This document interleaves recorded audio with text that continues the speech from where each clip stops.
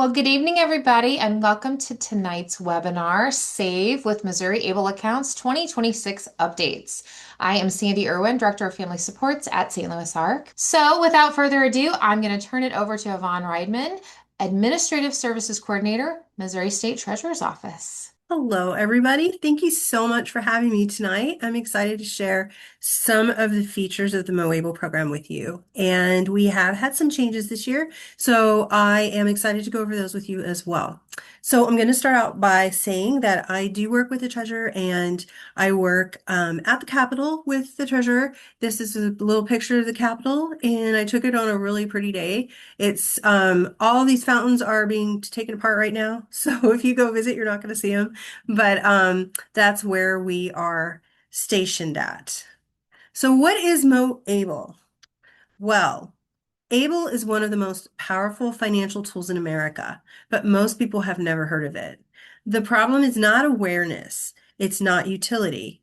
Very few, if any, other accounts offer ABLE's level of combined tax savings plus broad spending power. So this is an amazing program. We do not have the amount of awareness that we should have with this program, and that's why I'm excited to share this information with all of you, hoping that you'll in turn share it with others too, because we want everyone to know what this is about and to understand where it's going to help somebody who has a disability and maybe somebody who cares for that person as well. So how does it work? Well, generally, an account that contains funds that a Medicaid applicant or beneficiary can access is considered a resource in determining Medicaid and SSI eligibility. The law now requires that funds in an ABLE account, including earnings on the account, be disregarded in determining eligibility for Medicaid and other federal need-based programs. And some other examples of these would be the HUD program, the SNAP program, anything that looks at your assets in order to determine whether you're eligible for the program or not. These are some of the things that the ABLE account will keep you from having to worry about having assets in that account. So what are some of the key features? Well, number one, you can contribute up to $20,000 a year and much more in total if you're working. You may be able to contribute even more than the standard limit. Anybody can contribute to your account, including family and friends. So this is something that, people can gift money into your account. I get a lot of questions from, parents, grandparents, and yes, absolutely. It's very easy to put money into somebody else's ABLE account. You can also get tax-free earnings when you use your money for qualified expenses. You get to manage the account and you get to stay in control of it. Now, if this is for a child, you can have a parent or a guardian on the account as well. But the big takeaway here is that you're not paying somebody to manage your money and you're not asking permission to spend your money. This is the money that is in your account for you to spend. So eligibility is something that has changed this year, and this is a very big and exciting change. It was 26. The age of disability onset was 26, but as of January 1st of this year, it is now 46. So you can see where that might make a really big difference in whether or not somebody can open an account or not. So keep in mind, you don't have to be younger than 46. You just need to have your disability occur before the age of 46. So if you're 70 and your disability occurred before 46, you can open an ABLE account. This is something that we're talking to veterans a lot about because a lot of veterans had disabilities that happened at a later age. So there's a lot of different factors as far as traumatic brain injuries or things that happen later in life that now people are going to qualify for ABLE accounts.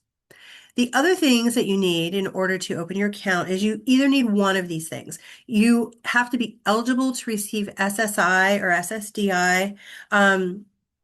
If you're listed on the list of compassionate allowance conditions or self-certification. And what self-certification does is it allows somebody to open an account who maybe has never actually been in the system as having a disability. Maybe you've never applied for benefits, so you don't have proof that you have a disability. So what you need to do in order to get self-certified is there's a physician form online. So if you go to moable.com, there's going to be a tab for resources. And you look on the resources and you're going to see all these different forms. And this form you can download. You can take it into your doctor. And all they're going to do is check the box that said you have a disability and it occurred before the age of 46. Now, this isn't something you're going to send in. You're just going to keep it. You're going to keep it on hand. The only time you're ever going to be asked for this form is if you get audited on your taxes and the IRS wants to know how you were able to open this account. But that's the only time. So as you can see, it's very simple, and this is something that applies to anyone who has a disability who had it occur before the age of 46. So I want to talk about that Age Adjustment Act a little bit, and that is where we raised the age limit. It's going to estimate to extend ABLE benefits to over an addition 8 million people nationwide. So MoABLE is in Missouri, but other states have ABLE as well. And here in Missouri, the reason we're targeting veterans this year is because there's an estimated 341,191 veterans that live in Missouri. So now we've got a lot of veterans who are going to be able to take advantage of ABLE accounts, and they will be eligible for things like pension, things that they weren't able to get before because they might have had a savings account. So this is going to allow them to keep their savings and get their disability benefits. In order to enroll, you're going to go online and you can either enroll as the account holder or you can enroll as an authorized legal representative. And this is going to be maybe somebody who's a caregiver or a parent. So you will be on the account with that person.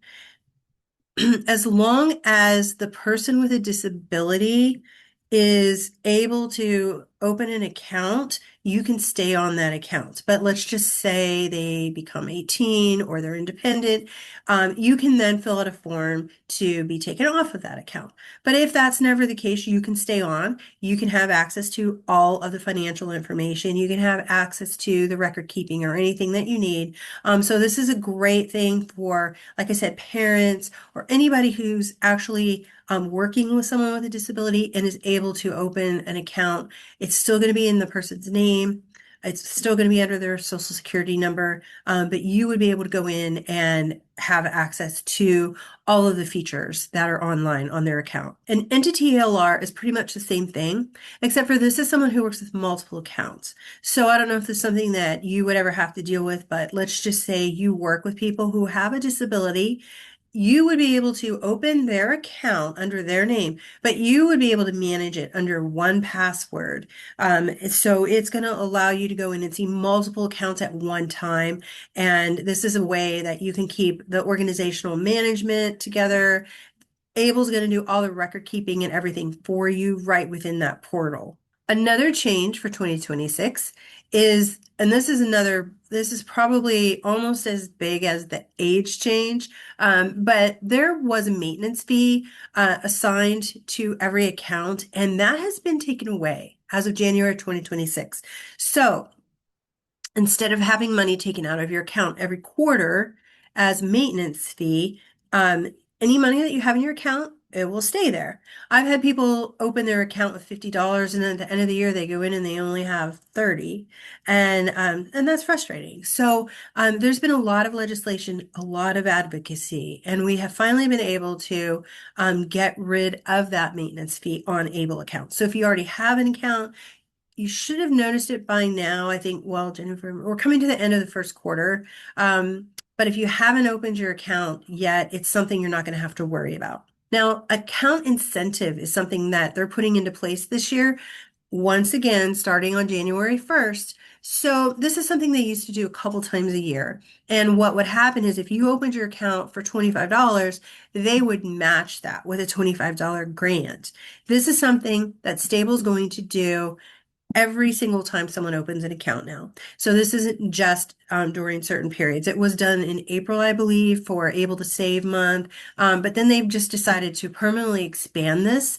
Now, if you open your account with $100, they're only going to match it with 25. So it's a $25 grant, no matter how much you open your account with. But still, it's $25. And if you open it with 25, it's going to double your money right off the bat. There's a couple things to keep in mind when you're talking about your account. So first of all, if you're not employed, you can put $20,000 a year from all sources into your ABLE account. But if you are employed, you can put up to $34,060 a year. And this is going to depend on the Able to Work Act. And that's going to be all figured out for you regarding how much you make. Then they're going to decide how much you can put into your account per year. There is a lifetime limit on every ABLE account that has gone up to $570,000. So this isn't something that everybody has to worry about, but there are some people who will need to keep that in mind. So you have an account, it's under your Social Security number. If you decide that you want to take all your money out and spend it on a car or a house or whatever it is you're doing, and 5 years later, you want to put money back in, you're going to have the same account. You're going to have the same account number. They're going to know how much money was in there in the beginning. And so it's just going to accumulate. And once it gets to $570,000, that would be your lifetime limit. Money is not counted as a resource until it gets over $100,000. Once that happens, your benefits will be suspended but not terminated. So what this means is that you're not going to have to reapply for your SSI benefits. As soon as that money gets under 100,000, your benefits will be put back into place. Now, the system will automatically reject excess contributions unless you tell it not to. Some people aren't getting SSI benefits, so it doesn't matter to them.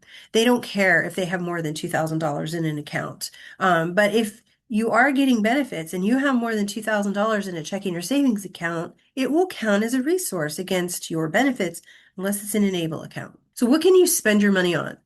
Well, it's stated that it can be spent on qualified disability expenses, and that means anything that helps improve your health, independence, or quality of life. And this could be anything like food, rent, utilities, job training, health insurance premiums, dental bills, mental health expenses. If you want to upgrade your home for, doing like upgrades for a ramp or, any kind of assistive technology. It could pay for a car. It could pay for bus fare. It can pay for an Uber. Personal support. If you need to hire someone to come in and take care of your house for you, pretty much anything you can think of is going to be a qualified disability expense if it's going to improve your health, independence, and quality of life. Now, keep in mind, you're not asking permission. You're not telling anybody. You are just taking that money and you're using it for what you need to use it for. And like I said before, unless you get an audit from the IRS, you're not going to answer for it. And even if you did, all you'd have to do was say, all the record keeping is done online for you. And they do recommend you keep receipts for like large expenses, just so that you can show what it was spent on.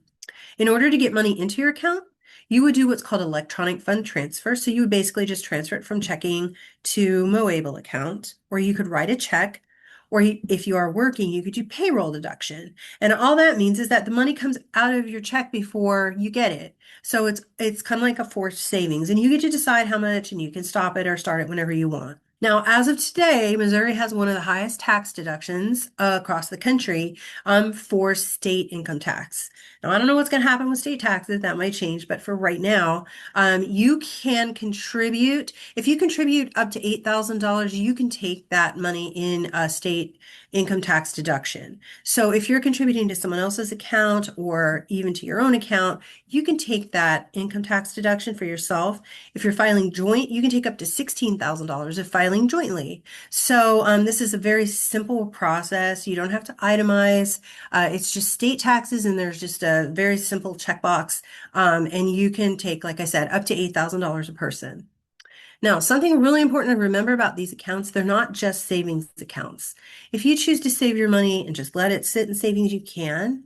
But there are other options. There are four investment options when it comes to Moable accounts. So you can either have the income option, which means that it has the least amount of growth, but also the least amount of risk.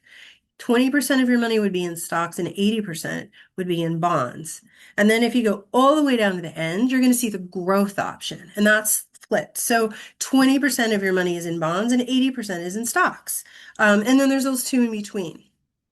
So these are all done through Vanguard, which is a very large FDIC insured, principal protected investment firm. And this is something that you can change twice a year. You can change your options, how much money you want invested in stocks and bonds, and kind of change the mix up. And all of the reporting is done online. So you can go online and check to see how well your money is doing, if you've earned interest. The interest is all tax free. So you don't have to worry about that. And that's another amazing benefit of Moable accounts. Any money that you make is going to be tax free. So requirements, it's going to take $25 to open your account. You can put in up to or withdraw a dollar, as little as a dollar. There are no limits on the maximum amount that you can take out. As long as you have the money in there, you can take it out. And then, like I said, those fees are gone now. So it used to be $20 a year. There are some investment-based fees, and this basically means that only the money that you make on your investments, so the interest can have a slight fee attached to it. This is really common with investment firms, and it is less than 1%. So 0.19 to 0.33% only on the money that you earn on your investments. In order to get the money out, it's pretty much the same way. You can either transfer it into your personal checking and savings. You can do a check withdrawal. And what this means is that you can have stable draw a check for you. So you could say, hey, I need to pay my electric bill. They can write a check and send it, or they can send it to you and you can send it to the electric company. So that's a really great feature. And then the other one is the stable Visa card. A stable Visa card is something that if you're a person who's using this money on a really regular basis, it's going to be a really great feature for you to have. There is a small fee. I believe it's $5 a month to have the Visa card. It's a loadable prepaid card. So what makes this different than a regular credit card? Well, first of all, you're going to decide how much money you're going to load the money on it. So you're not using credit. You are taking money out of your Able account and you're putting directly onto your card. You can use it anywhere. Visa's accepted. There's no overdraft fees. You can track your expenses online. They're going to give you a notification to monitor your spending when your balance gets low. If you were to lose your card, the only thing that you're going to lose is the money that's on that card. You can get it back. It's insured. But the person who, if someone gets a hold of your card, they do not have access to your Able account. They only have access to the money on that card. So your account is still protected. So there's a lot of really great features with this. Okay, Medicaid payback is a fact of life. This is something where Medicaid can come in after the beneficiary has passed and they can take back some money from the money that they have paid into Medicaid care. But when it's in an Able account, it is much better protected than it is were it in another place. So for example, Medicaid can only take back from the date your account was open. So if you had Medicaid for 20 years, but you opened your account 5 years ago, they cannot take money back any later than 5 years. You can deduct any Medicaid buy-in premiums. So, a lot of people, Medicaid is actually a fee attached to it. You're not getting it free, you're paying for it, but it's a very low premium. You can deduct those. You can also pay any outstanding qualified disability expenses before Medicaid can come in. And then you can also pay for funeral and burial expenses. Now, this can be done with a trust. But you have to set it up ahead of time with a trust, and with a Moable account, you don't. So once all of those things are taken care of, then Medicaid's allowed to come in, and Medicaid is allowed to take, whatever it is that they are asking for. But it's still, like I said, it's a much better protected place in an Able account than if it weren't. Okay, and then the last thing I want to talk about are special needs trust. And all I want to say about that, I'm not an expert on it. I know you guys have had seminars on those too. People will ask all the time, which one's better? Should I get an ABLE account? Should I get a special needs trust? And actually, you don't have to choose. You can have both. There's no, restriction on having both. Sometimes people don't qualify for ABLE accounts if their disability happened after the age of 46. Sometimes you have too much money to put in your ABLE account, so you have to open a special needs trust. But if you can have both, they are both really great tools. The ABLE account money is a lot easier to get to. You can actually use it on things that you can't use your trust money on. And keep in mind, you can very easily transfer funds from your special need trust to your ABLE account. So, if you already have a trust and you're like, hey, I want access to some of this money, you can definitely transfer it into your ABLE account. And that is a form that you're going to find online too. So this is the treasurer. This is my information. That's my number at work, at the bottom. That's my email. I recommend that you call Moable for questions or you go online. They have so much information online. If you don't get your question answered or you're just not sure or you don't understand, don't hesitate to call us at the treasurer's office. We're happy to help you. I don't have access to accounts. Like I cannot ask them a specific question about your account, but sometimes I can kind of steer you in the right direction or kind of be a go-between if there's, a little bit of an issue. But for the most part, they're super helpful. You can do a chat, you can do an email, you can call. You will get a human being. So I do recommend you go online and take a look at all the information that they have online. So that's it for me. And I don't see the chat. So if you guys want to tell me if we have questions. We do. Thank you Okay. so much for all the wonderful, wonderful information. We have about 10 questions. Some of them you have answered in part, but I'm going to go ahead and we'll still go through all 10 of them just in case. Okay. Um, so the first one is about a comparison between SSI benefits and SSDI benefits. So this person states for those receiving SSI benefits, there's a $2,000 asset limitation. Is there an asset limitation for those receiving SSDI benefits? Yeah. So SSDI doesn't have an asset limit. The Mhm. reason is you've earned that money, you've paid into it. SSI is, like you said, needs based. So you can get SSI if you've never held a job. So that's why there's going to be an asset limit on the SSI, but there is not on SSDI. Okay. Good. That's what. Next one. These are some clarifying questions on the account after the participant may have passed away, which you just talked a little bit about the Medicaid payback. So, um, clarifying when and how Medicaid payback is applied after a beneficiary's death. I feel like you answered mostly that. I don't know if you had anything to add. What you're going to do first is you're going to let the account administrator is going to let stable know, and then they're going to put it into probate, and then they're going to deal with any Medicaid. So they would be corresponding with you, and then you would have to turn in like, okay, these are our expenses, and they would not allow Medicaid to do anything until all of that was finished. So if there is a successor beneficiary, does naming that person impact the Medicaid payback? No. So that successor beneficiary would have access to the funds once Medicaid came in. Right, it doesn't prevent Medicaid recovery necessarily, No, but no, unfortunately, right, no. right. Okay. And then yeah, so the next part of that was if there's no successor beneficiary, what happens to the remaining funds? And I think again for that, like if it just goes to the person's estate, Yeah. essentially, right? Yeah, So just like anything, if you don't have a beneficiary, it would just go to your estate. mhm, mhm. Okay. And then do any Medicaid obligations carry over to the successor beneficiary? And again, I think that that person would not be responsible for any of that, the successor beneficiary. No, no, Right. they're not going to tap into anything else. It's not going to put you at risk if you are, the successor. Um, no, that they won't do anything of that nature.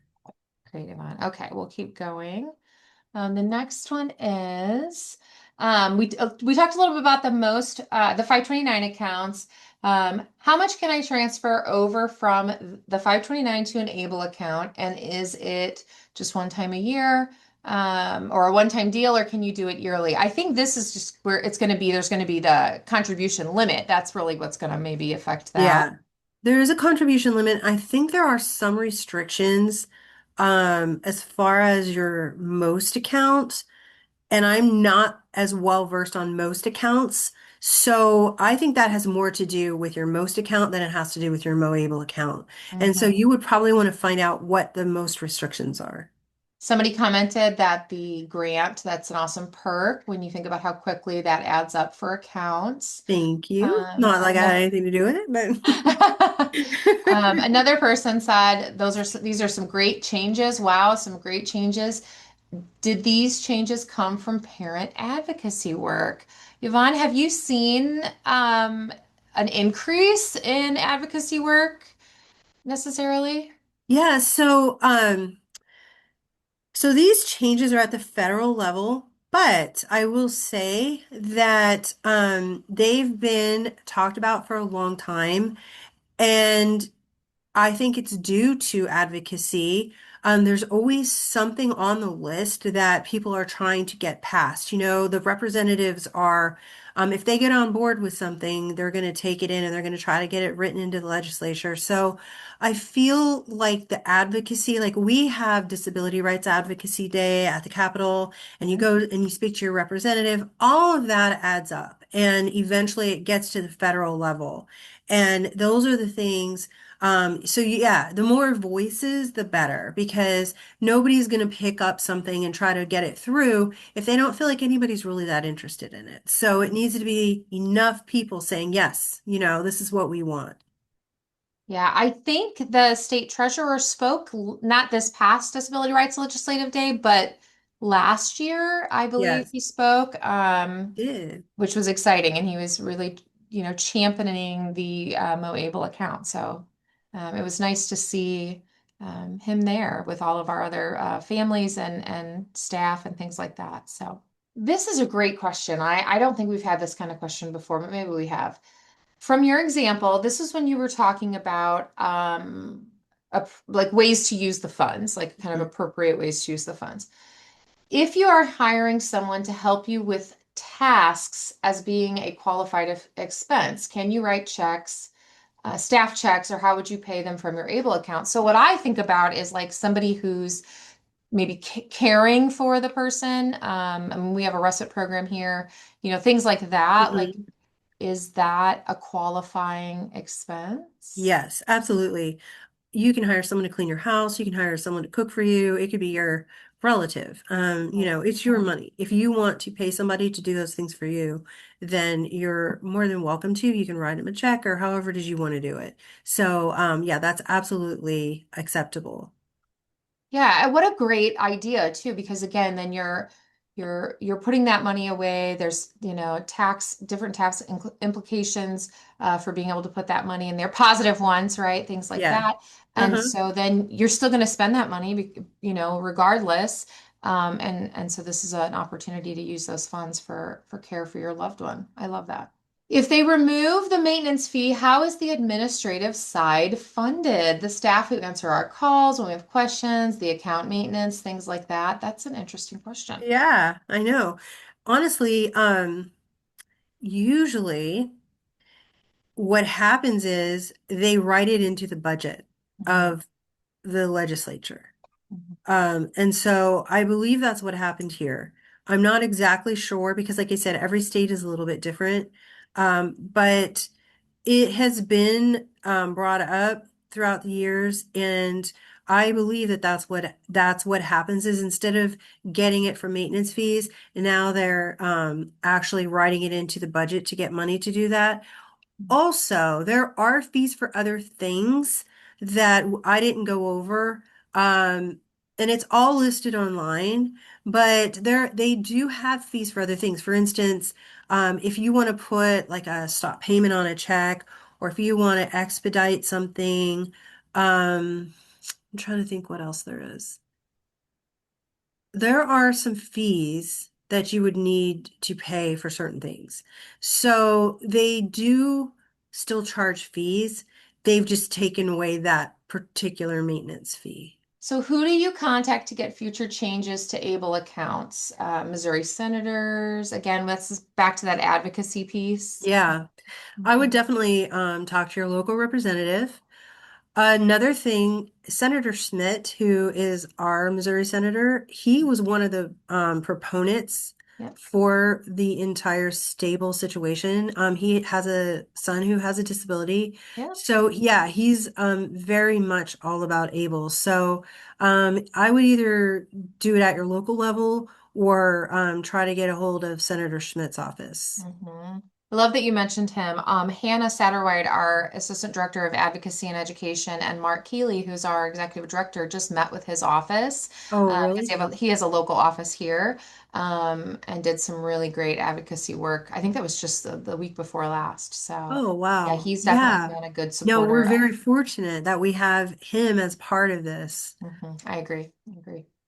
Okay. If I work and put all my paychecks into my MoAble account, do I need to report wages to SSI? What would I put on my SSI questionnaire? Okay. So that brings up a really good point. So That's a good question. SSI is going to look at wages, they're going to look at income, and they're going to look at assets. They're separate. So they're going to count your income separately from your assets. So it's going to be income first. There's no way to say this is income. I'm putting it into my ABLE account, so it's not income. It's still going to be income. And then once you put it into an ABLE account, the good news is it's not going to be counted against you as an asset, but they're still going to look at how much money you're earning. Okay, here's another good one. I didn't think about this. Does the lifetime limit only include the contributions, or does it also include the gains on what's invested? So if you're that 2080 on the one end or 2080 on the other end, that Yeah. more risky one, you didn't say it like that, but that's how I saw it. Yeah. So No, that's the how growth potential, I think, is what you had yes. listed as. Yeah. So yes, that's a good question because it also counts toward your $20,000 a year. So the money that you make on your interest actually counts toward that $20,000 and it does count toward the lifetime limit. So that's where they will notify you and say, you can't put any more money in. You've reached your $20,000 limit. So yes, that is counted as a part of the money that you have in your account. Anything coming down the pipeline that we could hear about? Anything we should help advocate for? Actually, yes. I'm glad you asked. There is legislation right now that we're trying to get behind. And basically, what this legislation is, it's at the federal level, and they're trying to do basically give the people with a MoAble account the same ability as someone who has a 401k. And what that means is if you take your money from your paycheck and you put it into your 401k and you've already paid taxes on it, then it is not counted as income. And that's what they're trying to get to happen. So that would make a huge difference. It would actually reduce the amount of income. So you're not paying taxes on that money. Hmm And that is in legislation right now. So it would allow people to, let's just say you're making $4,000 a month, but you're putting 1,000 into your ABLE program. It would show as $3,000 worth of income. So that is a huge change, and it would really affect the amount of money people could make in income without affecting their benefits. So that's what's going on right now. You can look it up. We were just told not too long ago about it, and Stable told us, this is what's going on. It would be a good idea to get behind it. What happens if you accidentally make a purchase that is not approved for use through Able? So, something to keep in mind, and this gets a lot of a lot of questions because I know everybody is just kind of trained with SSI and IRS. Everyone's just, has the fear of God in them. Like, what if, what's going to happen? What's going to happen? Just remember that the IRS is not very specific about what a qualified disability expense is, and they do that on purpose. And the reason for that is once you start making parameters, then it's just going to create a lot of hassle and issues. So basically, they're telling you to use your own judgment. If it if it makes the quality of your life better, then it's a qualified disability expense. Now, the only time they're ever going to ask about specifics is if you get an audit. So let's just say you have an ABLE account and it somehow raises a red flag and they're like, oh, this person has an ABLE account. We need to find out if they really have an ABLE account or if this is just, tax fraud. So you get an audit. And what if they say, what did you spend this $2,000 on? And that's where we recommend just keep those, big ticket items. I'm not saying they won't come back and say, would you spend, 32.97 on? Um, if they do, there is record keeping online, but it has to be a pretty blatant misuse of your funds because there is no specific recommendations for what it is. Um, we've even had people say, like, what can we go on vacation? And the reality is, if you have a doctor write you a prescription that says you need to go on a vacation and you just hold on to that and you get audited that year, then that's all you need to show them is that this was, under doctor's orders. So they're not nitpicking. They're not looking at every little expense. It's just, I don't know what the percentage is of people who get an audit, but if you are one of those people, most of the time they're not real worried about ABLE accounts. I think it would have to be something that would really, really raise a red flag.